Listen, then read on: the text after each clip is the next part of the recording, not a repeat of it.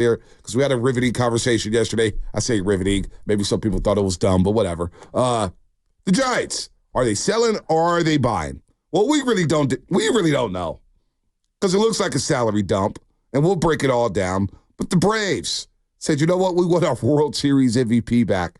So the Braves trade for Jorge Soler and Luke Jackson, which I think we're all the remote controllers. Shasky dubbed him the human remote control whenever he pitched. Shasky turned the channel, which I don't believe, but it is what it is. I stay for the train wreck. But Jorge Soler and Luke Jackson go to Atlanta, and the Giants get 2 minor league prospects.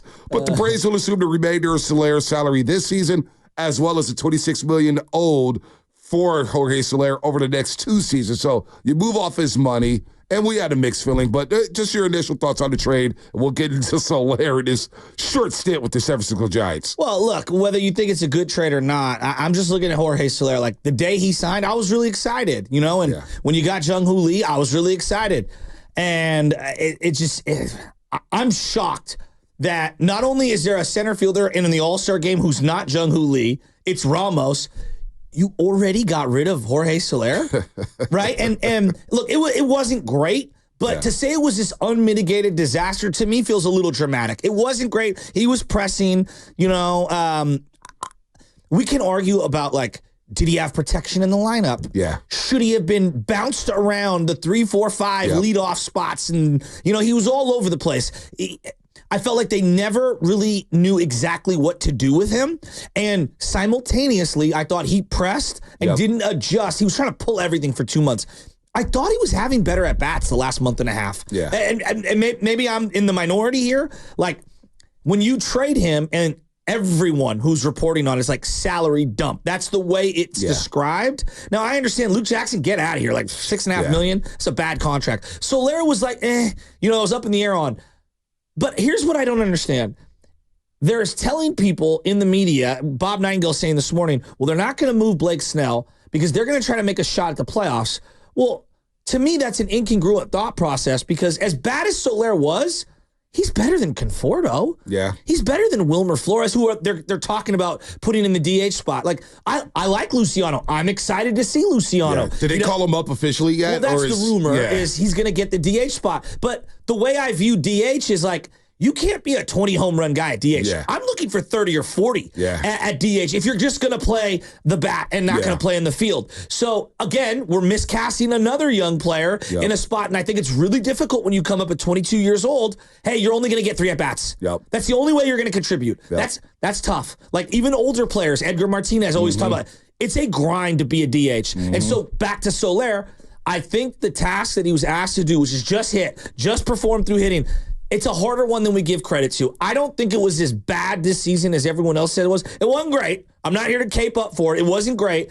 But, like, you just got rid of them, and these guys they're nothing. So, to me, this is waving the white flag. This is not I'm going for the playoffs, and I could be completely wrong. I'm assuming there are other deals that go along with this. Otherwise, it just doesn't make a lot of sense to me. I'm confused because you mentioned Jorge Soler. Was it a disaster? No, it wasn't a disaster. You look at his last 28 days here. Yeah, give it to me. And he's batting .275 with an on-base percentage of .390. Slugging is .488. And you know what? His OPS was nearly at 900. All right? So when we look at Jorge Soler over the last 14 days, he's batting .360 with the OPS over 1,000. And the home runs, they weren't coming over the last 28 days. Only 3 home runs and 9 RBIs. But is he drawing walks? He drew 15 walks. He struck out 27 times in 80 official at-bats. But in those plate appearances, again, the average is at 275. And here's the deal with Jorge Soler. We talked about this earlier this season. Right away, he was batting second. It was so weird. And it was weird. It's like, he's not one of my best hitters. So they did that for 6 games, Shasky. He batted second 6 times. Now, is he a third hitter? I don't think so. He batted third 16 times. I know. Is he a prototypical cleanup hitter? On a team like this, probably. 11 games as a cleanup hitter, 8 games as a fifth hitter, 21 games as a sixth hitter on this roster. But then you get to the leadoff spot. Why is Jorge Soler batting leadoff for 28 games? He He had 129 plate appearances batting leadoff. Well, here's what I would say to you. Even though his batting average hit leadoff real quick, Shasky, he was actually batting 280 from the leadoff spot, had his best numbers from the leadoff spot. Well, and he scored a lot of runs. He was second on the team in runs, not RBIs, runs. Like, to me, like, he's on base a lot, you know, on a team that doesn't have a lot of guys that get on base, and relatively healthy. He's a threat. And so, like, I'm a big believer in this. Like, when I'm on the mound, okay, and I'm throwing to player X, and I look over into that batter's box, I see you, and then I look into the on-deck circle, and I see Jorge Soler. He looks like something. And I think that it forces whoever's in that 9 spot, you know, when he was batting leadoff, it's like, I'm going to get a good pitch to see, because they don't want to see Soler come up with runners on. It's just the reality of it. He's one of your few threats. Is he the greatest player in the world? No. Ideally, God, I would have loved to have had him in a Buster Posey, Hunter Pence lineup where he's batting 5th or 6th. Yeah, and I'm thinking yesterday when we were talking about the show, and look, I'm not going to lose sleep if they buy or sell.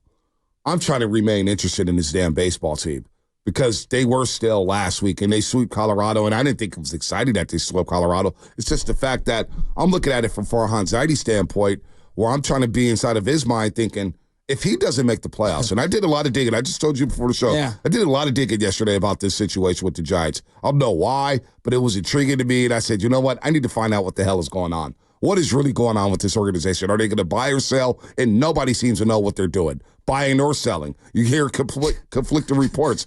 But one thing that was telling to me, and what I've heard over the last, not only yesterday, but over the last week, is that it is true that the playoffs are mandatory for this guy. And what Alex Pavlovich said, when he said on NBC Sports Bay Area, saying basically like, look, some people in this front office need to make the playoffs. That to me was a trigger saying, oh, it's Farhan on the line. So what does Farhan do to get this team to the playoffs? Well, you trade Soler, and now you're going to put more pressure on whoever bats leadoff, whether it's Wisely, Fitzgerald, Ramos, Luciano. I have no idea. I have no idea who's going to bat leadoff right now. Right now, you didn't have a prototypical leadoff hitter in the first place, batting Jorge Soler. So you miscast and misused him, and you don't build a good lineup around him. But again, ideally, Chapman needs to be batting 6th. Yes. Soler needs to be batting 5th or 6th. You know, maybe those guys flip-flop. That's but fine. You got a misused lineup here, and you're asking guys to do. Like, that's why when everybody goes crazy about Yaz, I'm thinking, well, he's batting 8th. All right? How about you get better hitters 1 through 7? You know what I'm saying? That's kind of the organizational problem that we have right now. And if you're like looking at the Farhan thing, like Mitch Haniger, you had him for a year. You couldn't wait to move off of him. You signed him to a 3-year deal. How many games he played with the Giants last year? 40 or 50. Damn, it was that many? I think it was 57. It was that many? Yeah. Maybe I'm wrong. Maybe I'm wrong. Maybe it was. I thought it was 50, 57. But you signed him to a 3-year deal. Within a year, you moved him. Yeah. Okay, you signed Soler to a 3-year deal. Within a year, you moved him. 4 months. We haven't even got through 4 months. I mean, Luke Jackson, I said this for, I don't know, months. Who was giving Luke Jackson I don't know. $6.5 million? I don't know. Okay, then we go down the line. Tom Murphy. Who was giving Tom Murphy a 2-year, $8 million, $9 million deal? Yeah. So one thing that he's done is like, oh, well, he corrected a bad mistake. It's like, you don't get credit for signing someone that doesn't work out, and then you have to move them, and you get pennies on the dollar. Yeah, no, I'm with I don't know, man. So you get some low-level prospects just to get off the money. It is weird. And look, if you do decide to buy, I know my target. I know my target more so now than ever. It remains to be Vladimir Guerrero Jr. Can you get, and what are you going to give up for it? Now, look, that's the buy process. If you are serious about going to playoffs, then go out there, then go get a guy. To go replace him now. Vlad Jr. with Soler looks a lot better, right? No doubt. I mean, no doubt. You know, maybe you're going after Luis Robert as the White Sox are having a fire sale right now. Again, reports are he's not being moved, but the pitcher will be moved. The pitcher will be moved. But again, who knows? Like, I mean, we're all over the place. The White Sox are terrible. They don't even have 30 wins. They're doing what they lost 15 in a row. Yep. I think Bobby Witt Jr. hit it. He had a go-ahead grand slam yesterday. Yeah. So, but point being is that, like, at least they have a direction. You know what I mean? Rock bottom. We're bottoming out even more, and we might even move. Studs. You Rip know? it to the studs. So I look at the Giants, Bonte. I don't know what they're doing, and like, so my mind is going like this. Okay, they have to get below the CBT. Why? Well, just like basketball, it makes it a little more restrictive to build your team if you're in the luxury tax. Well, bargaining tax. This team's not good enough to be able to, restrict itself in making itself better, whether that's draft picks, draft capital, money allotted to international signing, etc.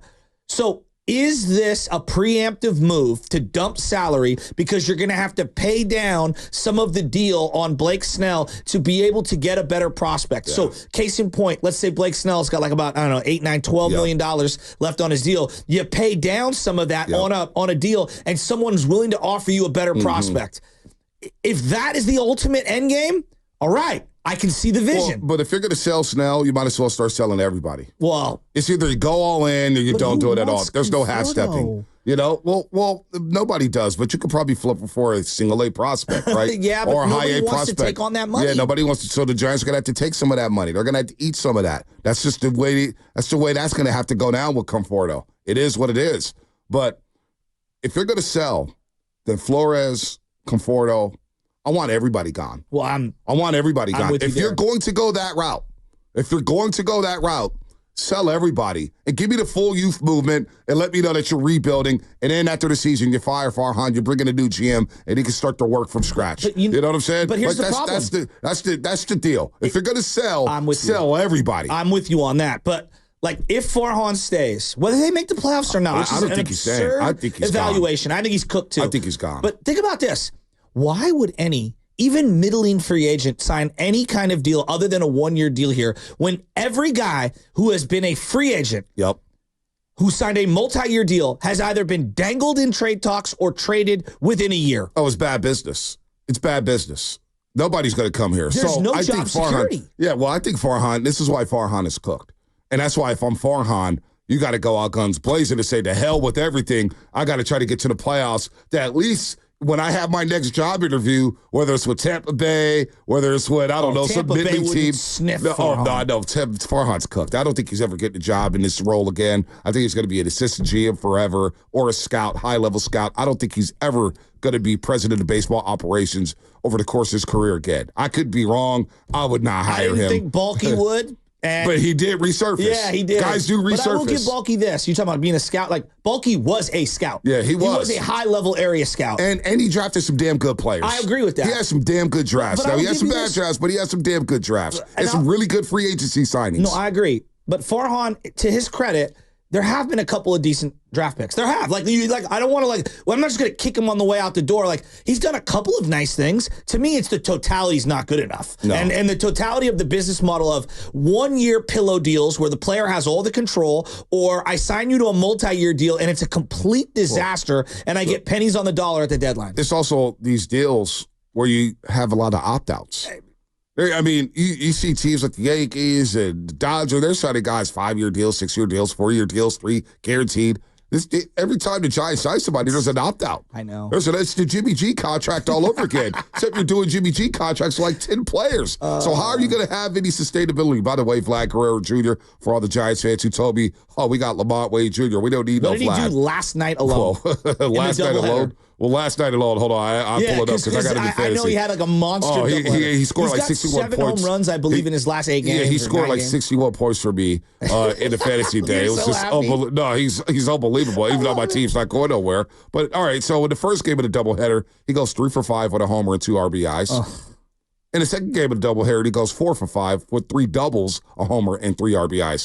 In the last month, Vladimir Guerrero Jr. is batting .337 with 7 jacks, 20 RBIs, 18 RBIs. And I had people argue with me 6 weeks ago that we don't need Vlad. He ain't nobody. He's just a name. We got Lamont Wade Jr. And I'm just laughing to the bank. And this is some of the delusion that Farhan has brought to this region. He gives us hope. He tries to sell hope with these mid-league, fringe, Major League Baseball players. And that's why yesterday's show, my whole point was, I'm tired of this. I hear it. We're either playing for something or you're getting the hell out of downtown. Yeah, that's it. Because you know why, Shasky? I'm with you. And it frustrates me to this day. I remember in the middle of 2022, the Willard, and I'm not trying to dump on him. I'm trying to dump on Lubman. I'm trying to dump on anybody. But I just kept hearing over and over. Remember we were having this conversation. This is all about building for 2024.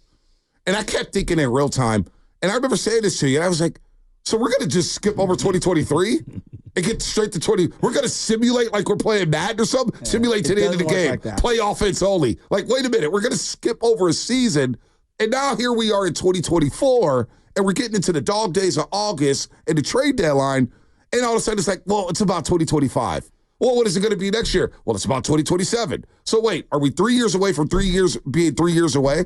Are we 2 years away from being 2 years away? Wow. What is the plan? But here's what is the plan here? No, it's a great point because I feel like they've been in the same cycle since 2017. Yep. Right? And this is why I'm so adamant, and we can philosophically disagree. And I thought it was very genuine because I get your point. Believe me, I get your point. Giants fans, I heard from more people yesterday that said, I just love that you guys were arguing about it because we actually cared. Because here's the problem. We don't know what your direction is. And this is why I just want them to, this is what I would do. Pick a side. Pick a side. But pay down the Blake Snell deal. Package Camilo Duvall with him, put whatever else you need to, and go get Jackson Holiday. Say, hey, we are going to center this team around this 19-year-old kid. For example, this 19-year-old kid, the Orioles get a starting pitcher for now. They get a team control reliever that can either be your closer or a high-leverage situation guy who's under team control for multiple years. If I have to staple another prospect to it, like Matos or whatever, then so be it. You need an identity. You need to have a couple of guys. We're going to build around Ramos, Jackson Holiday, like for example, Jackson Holiday, and we're going to build around Bailey. And, Tyler Fitzgerald's going to play second base or shortstop, and the other guy, Jackson Holiday, is going to play second base. Well, figure out what the identity of this team is. But all my Baltimore buddies say that he's not going anywhere. Now, things can change. They may not know anything, but people who are tapped in with the Warriors are saying that, Jackson Holiday, good luck trying to get him. Good luck trying to get him. Where's he going to play on the diamond? Well, they still have a role for him. They'll find a way. Good players will find a way to crack lineups. You know what I'm saying? And so we'll see. Pete Rose on line one. I played left field. I played